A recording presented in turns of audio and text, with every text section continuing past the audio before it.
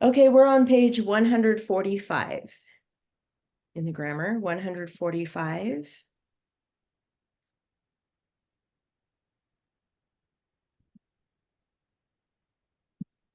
I'm excited because we're going to end the grammar book early, a little bit early, which will be nice because then we can just focus on the other stuff. So we don't have that many lessons left, really. I think it's like 5, maybe. Let me just look. Yeah, we have like 5 lessons left, so it's nice.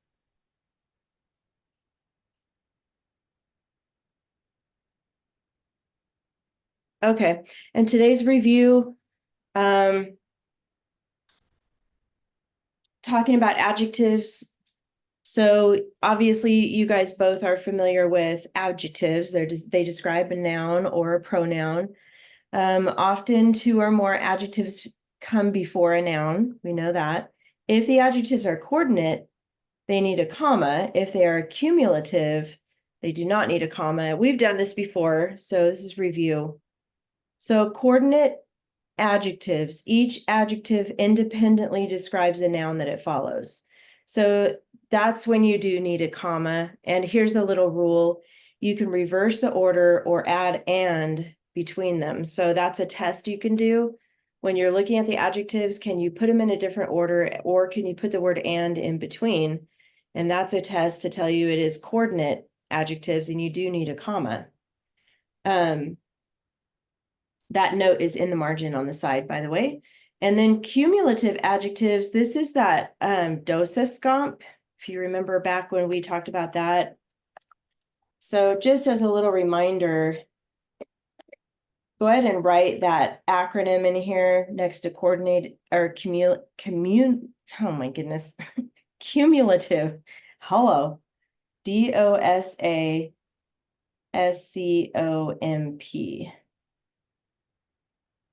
That's dosascomp. And then it says the first adjective describes the second adjective and the noun that it follows. So cumulative adjectives follow this specific order, and it's right here. This one says quality, but above that, I want you to put determiner. And that's another way to say that for quality.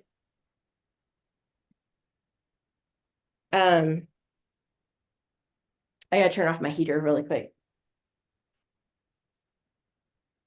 Okay. So determiner or quality, and then opinion, size, age, shape, color, origin, material, and purpose. So if you go with the word determiner, that spells out dosascomp, so DOSASCOMP. So that's just a little acronym to help you remember the order that they go in. And if it is a cumulative adjective, then you do not need a comma. That's the rule.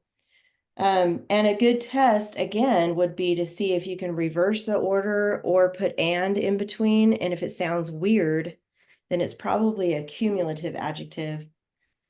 And it says over here, if yes, adjectives are coordinate, use a comma. If no, the adjectives are cumulative, do not use a comma. So the little rule is in the margin there for you too.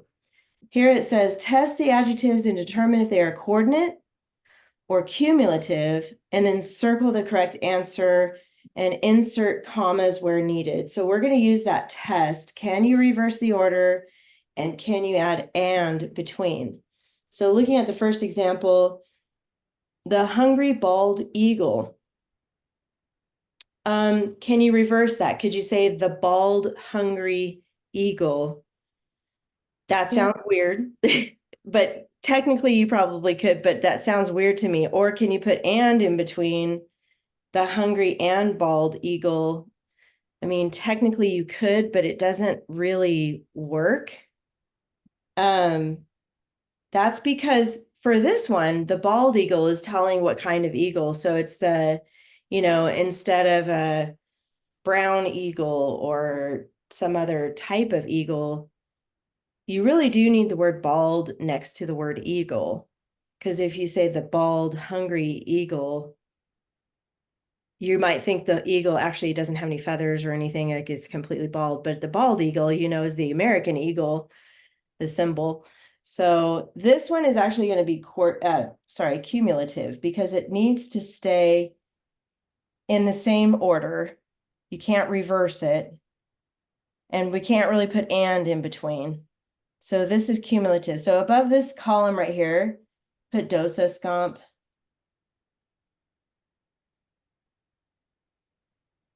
And above this column, let's put reverse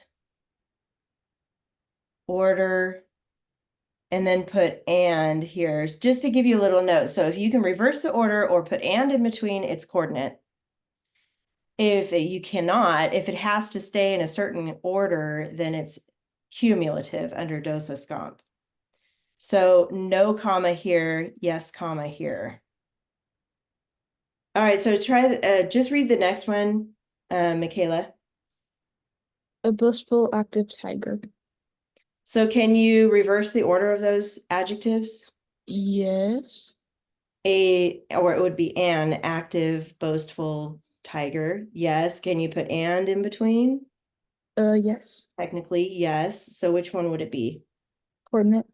Yes. And this one does require a comma. So you would put boastful, comma, active tiger. So we'll put a little comma symbol up here just so we know, and then put an X over the comma on this side so you know it's not. No comma on that side, yes comma on this side. Okay, try the next one. A shiny smooth pebble. Okay, And you can put and in it. Maybe. yes, you can. Shiny and smooth. Can you So it's coordinate. reverse? Yeah, so it's coordinate. So you can do reverse it and put and in there. Yep, either one works. So then you do need a comma. Where does it go? After shiny. Yes, good.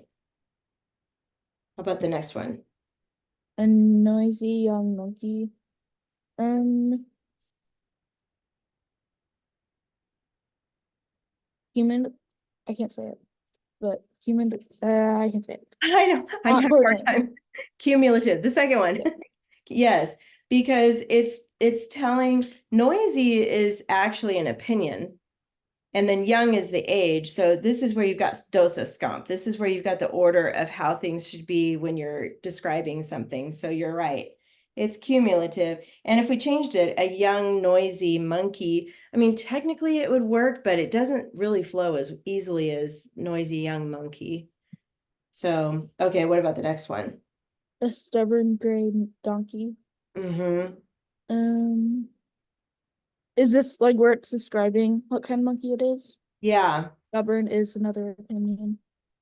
yeah. An opinion, exactly. And then gray would obviously be the color. Mhm. So it's second one. You don't even want to try. No. Cumulative, yes. Another thing to keep in mind here, I don't know if you noticed this, but it's like two totally different adjectives describing the noun. So stubborn, gray, those are two totally, if you look at shiny and smooth, it's more about how it looks or feels, that's another trick, just to kind of see what, if they're completely different adjectives, then it's a cumulative. Anyway, how about this last one? The muddy swift stream. Mm-hmm. Coordinate. Yeah, it Because you is. can switch it around. You can mix it around, a swift muddy stream or muddy and swift stream. So this one does require a comma. So where does it go? After muddy. Good. Okay. All right, so that's good practice for that. There's another page on the back here.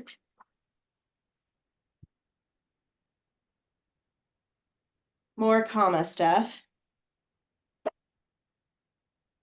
And the rule of thumb, it used to be if you wanted to pause in a sentence, you would put a comma. It's not that way anymore. There's rules. There's all these rules that go, but sometimes the rules conflict, and it really could be either a comma or no comma. And they say the rule of thumb is put a comma in if it could be either way, just put one in. But anyway, these are more rules about commas. There's always a reason a comma is necessary. So it's not the rule of just, I feel like I want to pause in that sentence. I'm going to put a comma in there. But follow the comma rules. When two comma rules contradict, follow the rule that says to use a comma. So here they are. These are for commas. The key to adding commas is to think about the parts of speech and the structure of the sentence. We already know this, coordinating conjunction. That's pretty easy when you have fanboys, right? Use a comma before the CC if it connects two main clauses. And here's your little, reminder pattern. MC, comma, CC, MC. We did that a while back. Use commas to separate three or more items in a series, A, comma, B, comma, and C. The who, which clause, it depends. Use commas unless it's essential. Essential means it changes the meaning of the sentence, but most of the time we use a who, which in the middle of a sentence, and usually the commas go around it because you can take it out and the sentence still makes sense without it. But if it is essential, like you have to know that information in order for the sentence to make sense, that's when you don't use commas. And then adjectives, we just talked about that. Coordinate adjectives. Coordinate means you can reverse their order or add and in between. Interjection, that's like when you're saying wow and watch out and those types of things.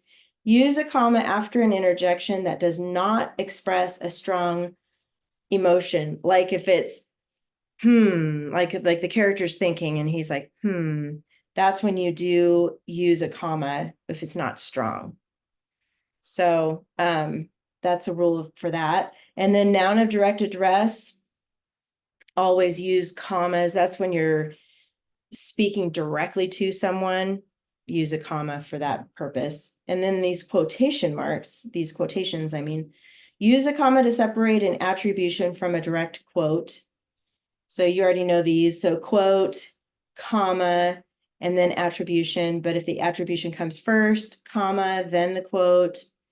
And then if the quote's on either side of the attribution, you use commas around the attribution part. Any questions about those so far, Michaela? No? Okay. So then there's these sentence openers here. Use a comma for the prepositional opener. You're using this in your writing. If there's 5 or more words or a transition word, like however, or on the other hand, or for example, these types of transition words, you do need commas after that. But remember, the prepositional opener usually is the preposition plus a noun, no verb. And then there's the ly adverb opener, number 3. Use a comma if the ly adverb modifies the sentence.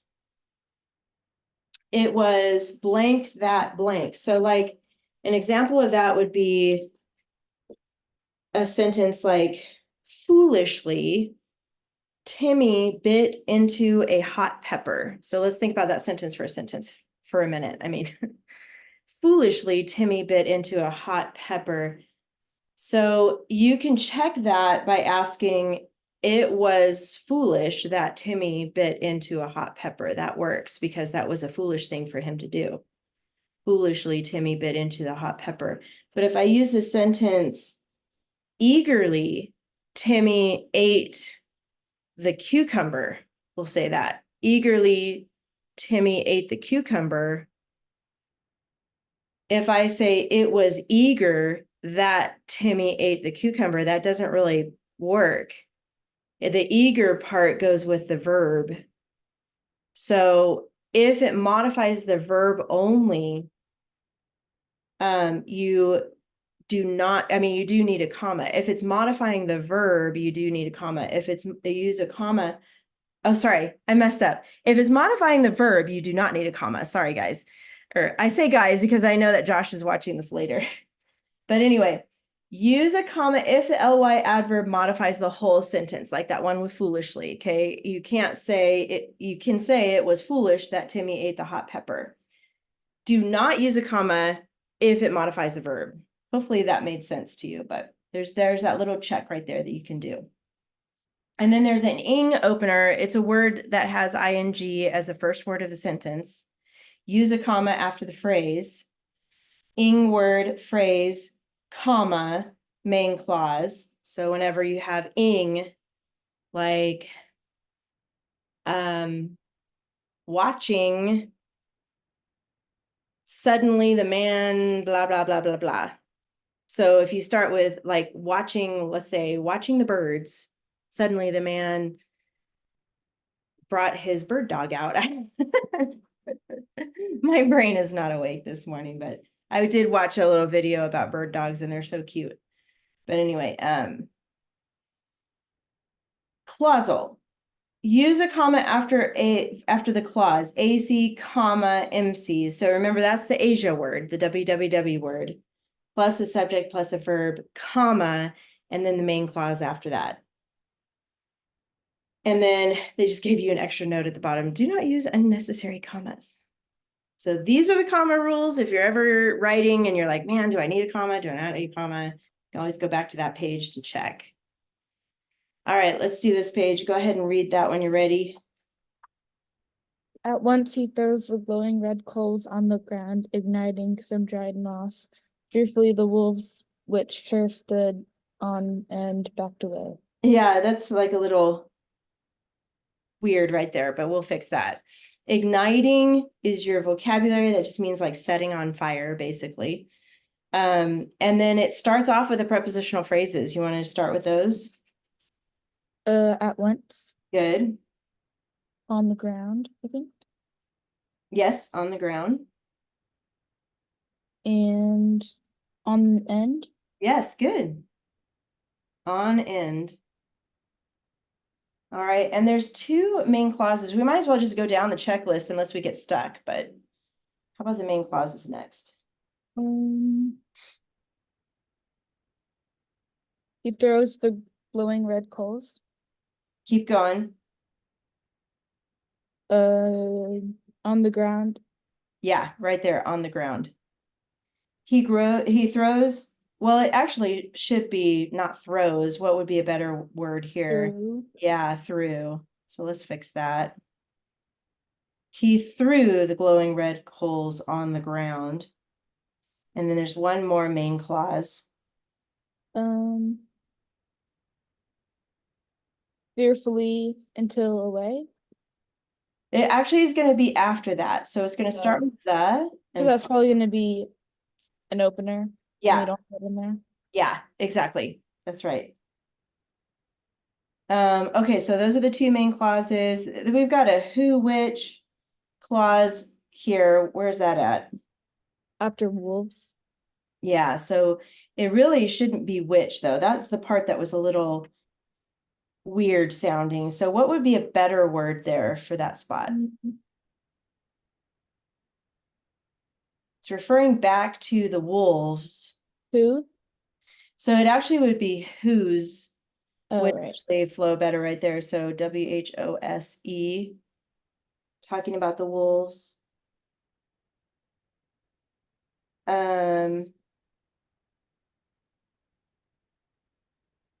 It says use whose when the first word of the clause functions as an adjective. So this is describing the wolves, so it becomes an adjective here. Okay, so we'll label this W/W. And then the subject verb pairs.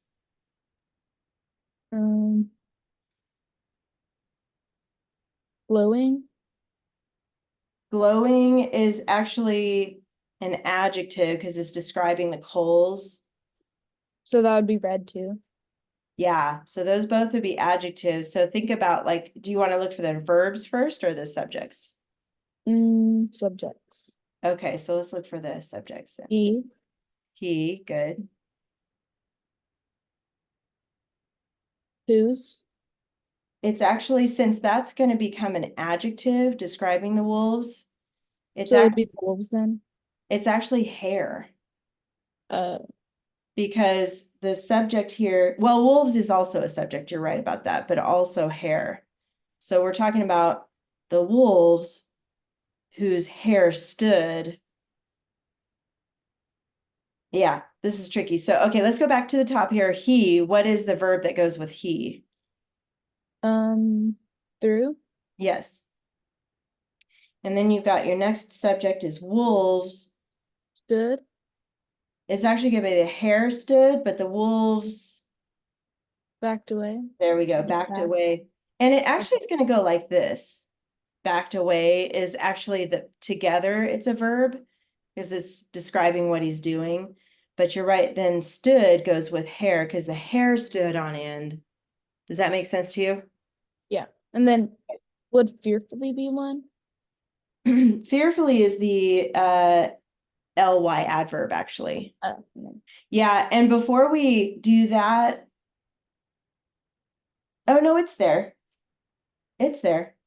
So you got two openers. Preposition Yes, which is number, two. yes, good. I'll just put prep. And then what's the other one?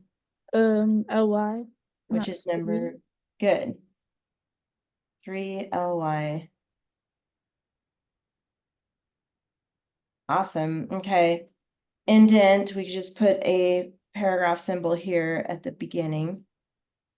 And Um, then at capital. once. Okay, out at. Or yeah, at and then fearfully. Okay. Commas, there's a bunch of them, 6. So we don't need that comma because it's less than 5 words. Yes, good. Right here at once, you mean? Yeah. Yep, so we'll take that out. Um, put one after red. No, that's only for Take the listing one out 3. from Take, glowing. yeah, take that one out because if it was listing 3 things, then you would. Uh, But it's only 2. But take that one. after ground, add one. Yes, good. Um, after fearfully. Yeah, we're gonna take that one out. We don't need that one there after fearfully. Um,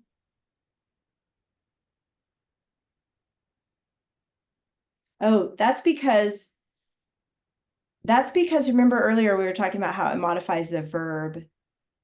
So you don't need a comma, but if, because you could say it was fearful that the wolf's hair stood on end. So it doesn't make sense like that. That's why we take that out. I just wanted to explain that. And then how many do we have? 1, 2, 3, 4. after end. Yes. And actually before that too. So it's going to go around this who clause. Okay. Yeah. So after wolves and after end. And then end mark is just period. And we already fixed the 2 usage errors. So good job. Nice. But why does it sound so weird at the end? Why Which does it part? sound right? The fearfully the wolves which hair stood on end backed away. Just sounds weird. Did you change it to whose? Yeah. Fearfully the Just wolves. like the stood on end doesn't really make sense. Oh, yeah. Well, do you know what that phrase means though? Yeah, just that their hair stood up. But Like a dog, yeah, when that they're sounds weird. scared. Yeah, it does. It does sound weird, but it's technically it's correct, but we don't say it like that very often. Maybe that's why it sounds weird. Okay. So this is where I'm just going to explain because I know that Josh is probably going to watch this later, hopefully. I am going to just explain what we're going to do next, and then I'm going to stop the recording because there's no need to record you and I talking about your stuff. So I wanted to ask you, I know you're both working on your research paper, and we've had, I was sick, and then I think Josh was absent, and it was just, it's just been hard getting this thing going. So we're going to get back on track. So I got to ask you first, Michaela, did you actually print your articles that you have for Matthew Perry? Yeah, I have them right here. Okay, good. Because you do need to have them to put notes on as far as the articles. And then did you, before you started your keyword outlines and all that, were you able to kind of skim and see what possible topics there were? in the Yeah, articles? I Okay. still have the possible topic list. You do. Okay, good. And did you put in the margin of your articles like early life and all those different possible, did you actually write it on the paper that you printed from? No, because I just saw like the headlines for it. So I just used that. Okay, so they had little subheadings that said Yeah. his early life or something. Okay, and we'll look at that together in a minute. But I wanted to make sure you and Josh both um, took the time to print the articles and actually write in the margin, or if it's already on a subheading, you could just circle it or highlight it or something like that, just so you can see it easily. And then if it's in a book, because I know you have a book too, right, about Mhm. Matthew Perry. So did you use the table of contents to kind of get an idea of what was in the book? Yeah. Okay. And then did you use like a Post-it to mark the chapters that talk about his early life and No, I just found it with the table of the contents? table of contents. Yeah. Yeah, okay. So it would be good to actually put Post-its in there too, and especially if, because there's a step that I think you might have forgot. When I read your paragraph, it just seemed like random facts. And so I think that I wanted to ask you, when it came down to filling in your keyword outline, did you actually read like that chapter, or did you read the paragraphs that talked about his early life, or did you just kind of skim?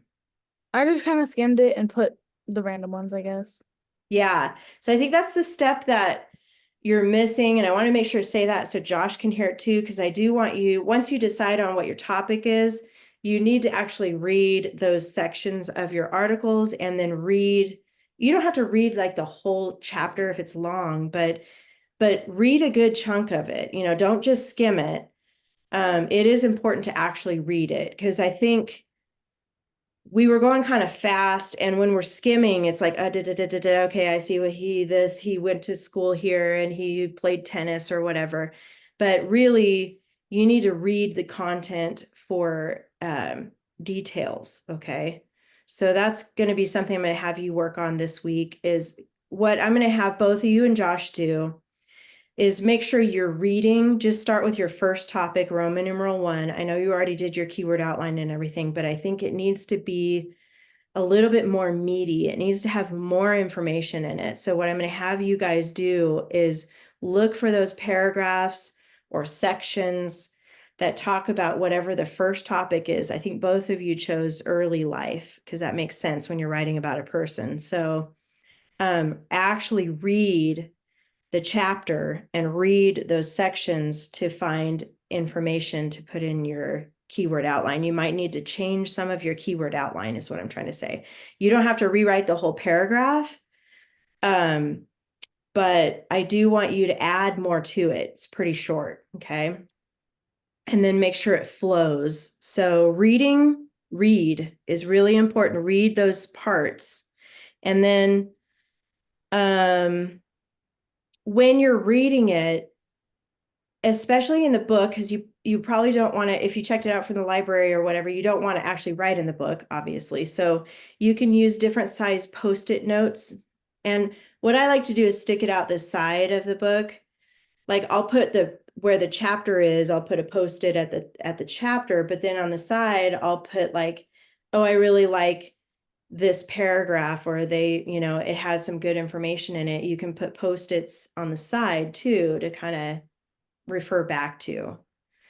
So, and the other thing is, I wanted you to find a quote to put in your paragraph, and I made that note in yours on Google Classroom. But as you're reading those sections and that chapter about his early life, look for something interesting that stands out to you, maybe about his personality, maybe about some accomplishment that or award at school, or something as a child that stood out to you, and put a Post-it there, because you're going to actually copy that straight from the book, and I'll show you how to reference that.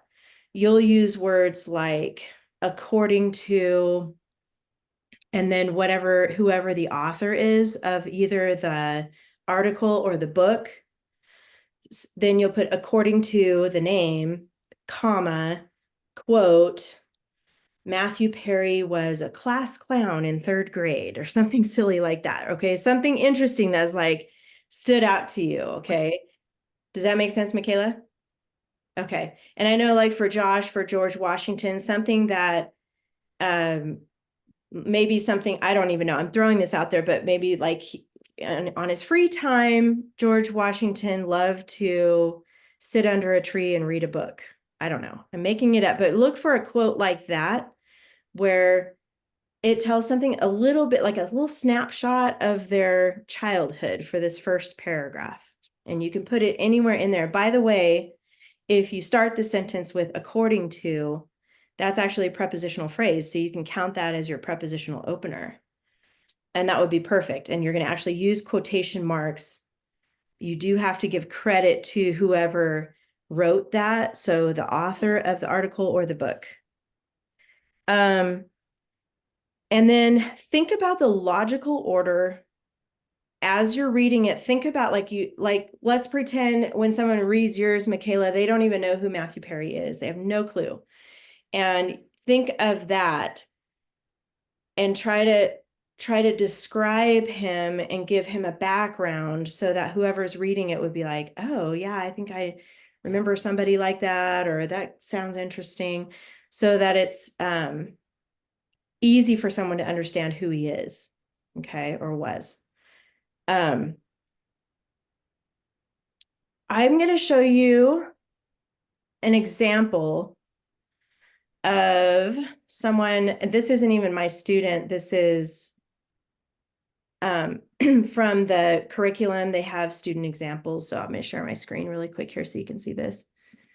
This is just an example of oh wait, hold on. What's happening here?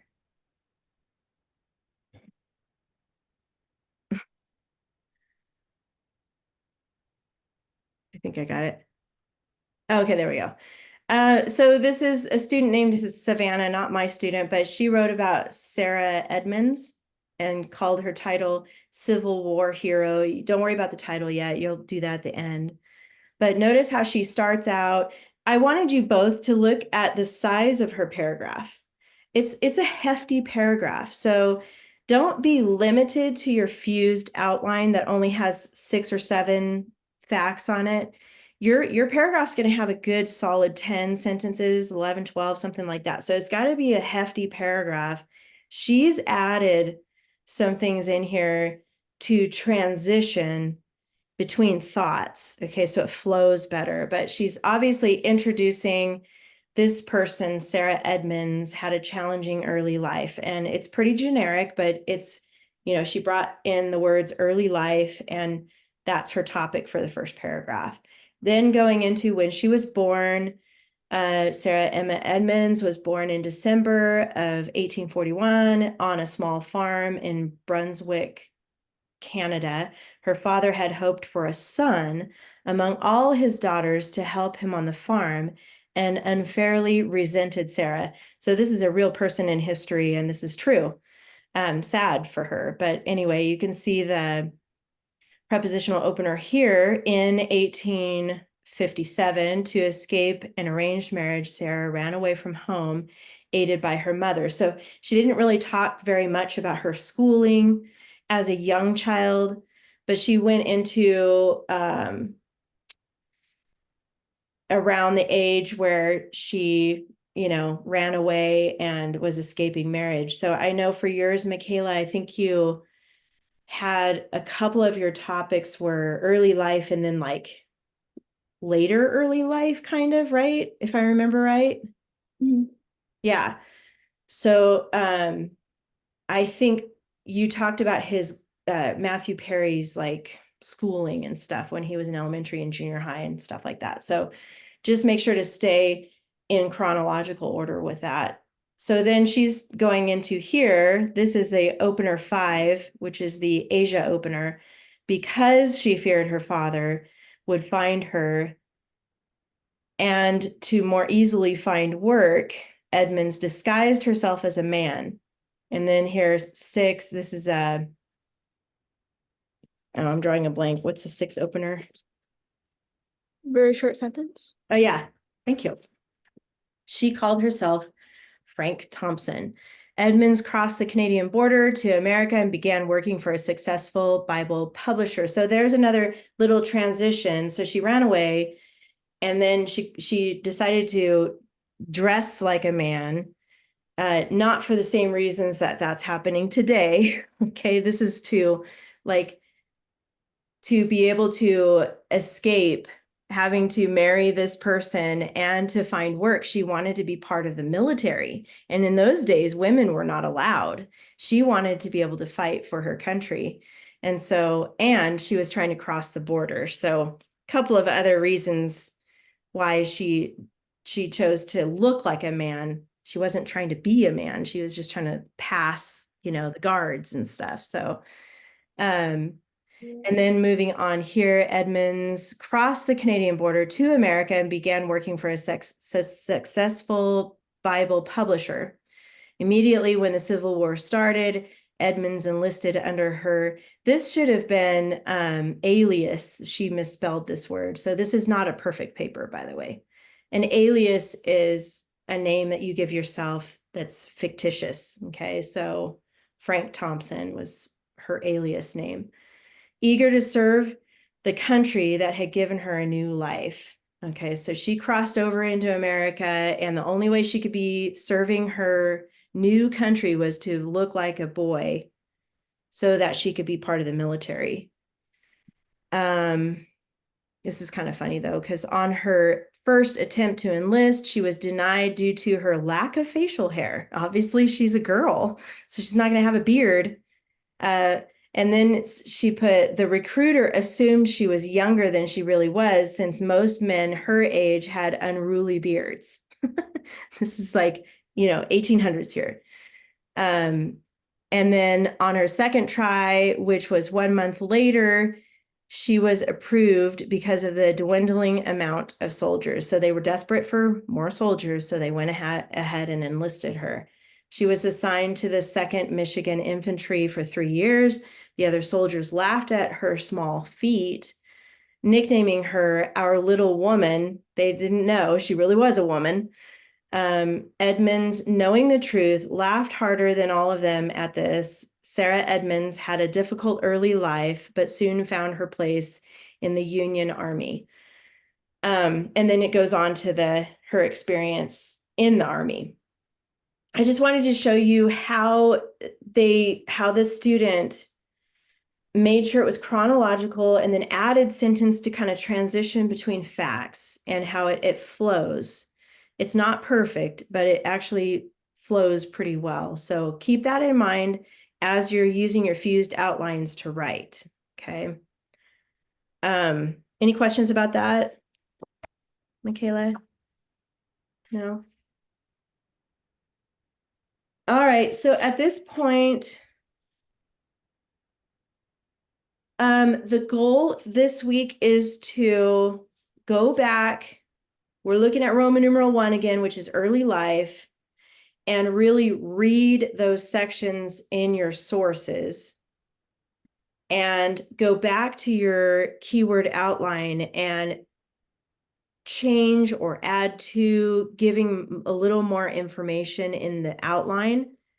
And then when you go to write it, giving more sentences with more transitions. So you guys are going to work on your first paragraph again of your research paper. Next week, we'll move on to the other 2 paragraphs. But this week, I just wanted you to focus on the first paragraph mainly again and make sure you fix those things. So I'm going to stop recording, and then I'll work with Michaela the last little bit of class. And then we'll go from there. So I'll stop that.